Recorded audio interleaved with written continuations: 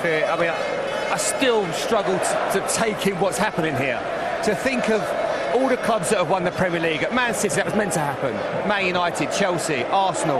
But to see this club, Leicester, winning the Premier League title is just incredible. This will give the Premier League 20 years of thinking anybody can now win this. And Jamie, today they had 33 goal attempts, Leicester City. That's more than they've had in any game since returning to the Premier League. There we were, doubting how much they'd have left in their legs. No, I mean, listen, they'd have enjoyed themselves, and rightly so. Whenever you win a trophy, you enjoy it, and you've had a few days on the park, on the air, whatever they've done, and good luck to them, deservedly so, and enjoy the moment when it comes. And here are the owners who are taking in every moment. They couldn't be any more popular. They made their money in duty-free in Thailand. They came here and saw Leicester move from the third tier to now top of the Barclays Premier League. And to talk us through these wonderful moments that will live long in Leicester memories, Alan Smith and Martin Tyler. Thanks, David. Vichai Srivadana Prabha. Ayawat Srivadana Prabha. It has been very coordinated. They've understood, with perhaps not the depth of knowledge of football, let alone English football, but they have captured the mood here, and they've lifted the club as they are lifting the supporters with their appearance, and absolutely right to be out there as part of this presentation. You do hope that they appreciate the enormity of this achievement, that they don't think it's an everyday occurrence in these parts. Well, if you're my age, you'll recognise him straight away. Alan Birchinall, an excellent player in the late 60s, 1970s, including a spell here with Leicester, and he's adopted Leicester, and they've adopted him. He is Mr. Leicester City, really. Well, he's been here that long. He was at the club when I was here. He's just a part of the furniture. He is a proper Leicester legend. With him, Richard Scudamore, the executive chairman, of course, of the Premier League. Kevin Wall, the chairman of corporate banking at Barclays. And Steve Worthy, a competition winner through Barclays, a season ticket holder here, who will hand over the trophy when we've been through the medal presentations.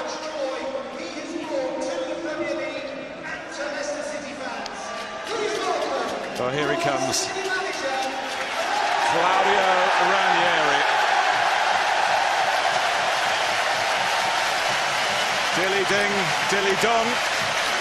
He's going to get his gong. 28 years in management.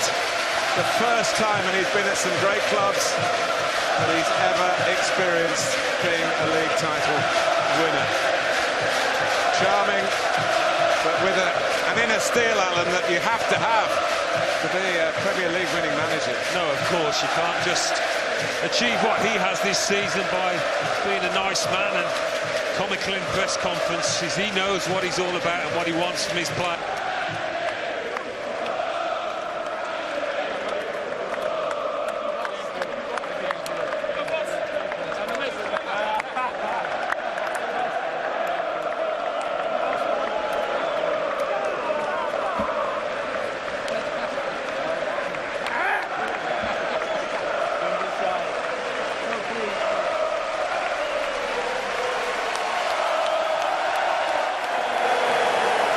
What a moment this is for an Italian who tried to conquer the Premier League previously, and on his return never thought he'd be in this position again, joining Leicester City.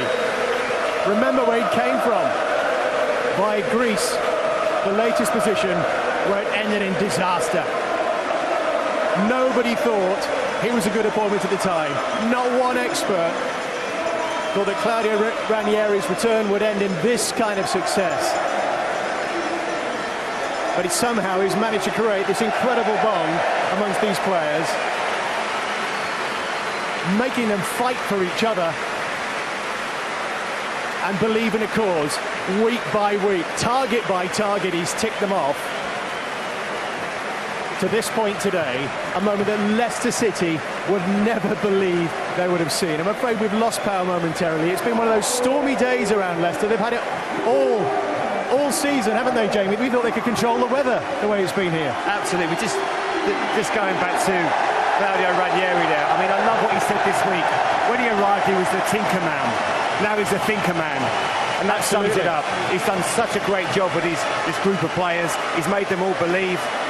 Players that you thought, well, they've been for non-league, can they become champions? And absolutely they can.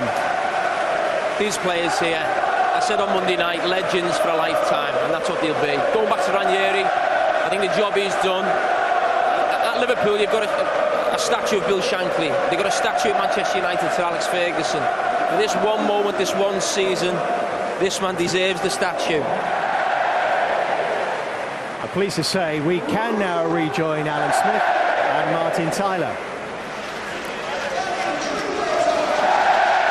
The players making their way forward one by one. Can he drink water? Just watch these presentations with Manchester United. Robert Huth, who's won it twice before with Chelsea as a young player, but never as a regular. Jamie Vardy, who has been at the forefront of this extraordinary chapter in Premier League football history. And I think he's had a very good day today. Mark Albrighton been involved in almost every match.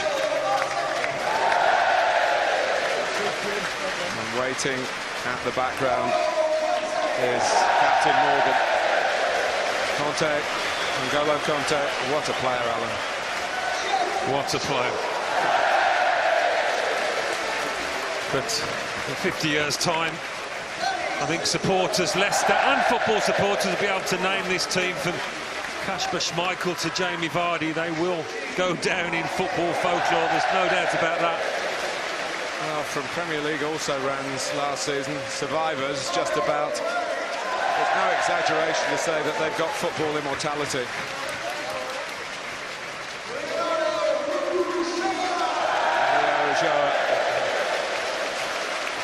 Toiled unselfishly for the team, and that's been a key to the way Leicester have gone about their business. And Nathan Dyer on loan from Swansea got that vital goal to beat Aston Villa. Riyad Mahrez, the PFA Player of the Year, first Algerian to win the Premier League. Christian Fuchs.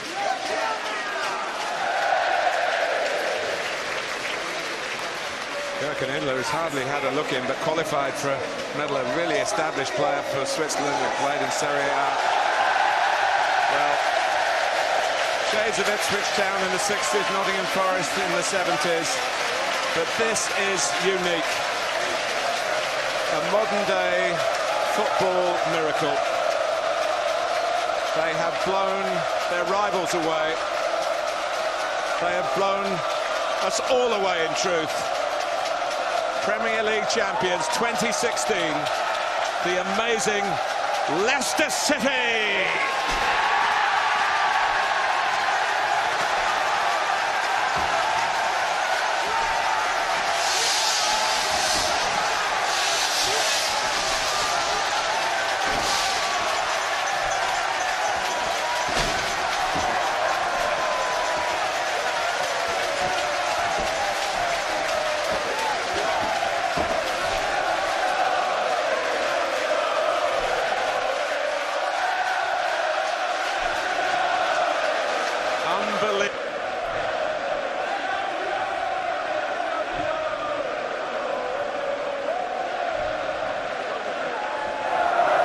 The moment that Leicester has been waiting for. Finally they get their hands on the trophy.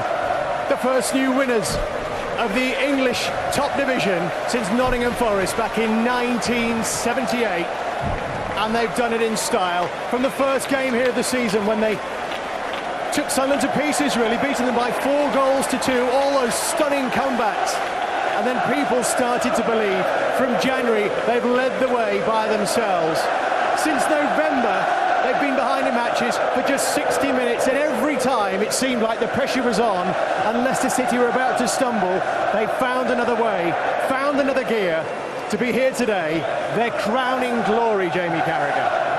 I think the greatest achievement in a one-off season. I know this week Nottingham Forest have been arguing that, but I think in this day and age, teams like Leicester, mid-table teams sometimes fighting relegation, are not meant to have these moments. This is what makes it fantastic. This now gives hope to every player, team out there, up and down the league. The impossible is possible. A footballing miracle, Jamie? I'd say so. You look at a team last year that nearly went down to now standing 20 yards away of us with a Premier League title in their hands. It's the stuff of dreams.